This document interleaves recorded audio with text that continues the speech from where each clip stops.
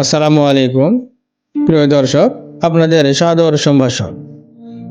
ঐতিহাসিক পুণ্যনগরী ও প্রাচীন বাংলার রাজধানীর আরও একটি ভিডিও নিয়ে আজ আমি আপনাদের সামনে উপস্থিত হয়েছি।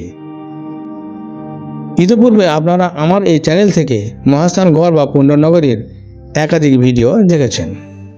তারই ধারাবাহিকতায় আজ আমরা আপনাদের নিয়ে যাচ্ছি শিলাদেবীর ঘাটে।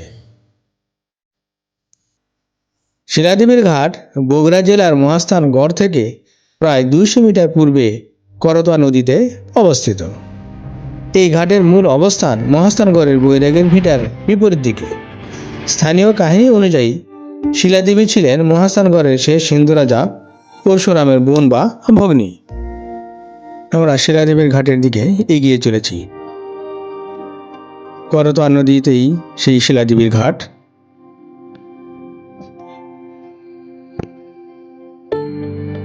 মুসলিম সাধক শাহ সুলতান বলখি মাহিসাওয়ার কর্তৃক রাজা পরশুরাম পরাজিত হবার পর করতোয়া নদীতে এসে এই স্থানে জলে ডুবে আত্মাহুতি দেন।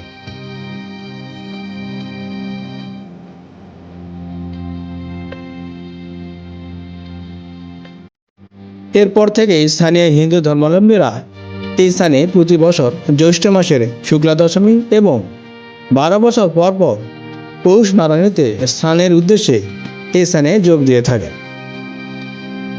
দেশ এবং দেশের বাইরের অনেকেই এই স্নান উৎসবে অংশ নিতে করতোয়া নদীর তীরে আসে। অন্য এক জনশ্রুতি মতে স্থানটি একসময় নৌপথে আমদানি করা পাথর খালাস ও স্তূপকৃত করা রাখার জন্য ব্যবহৃত হতো বলে কালক্রমে এর নাম হয় শিলাদ্বীপ, এবং যার বিকৃত রূপ সম্ভবত শিলাদেবী এবং শিলাদেবীর ঘাট।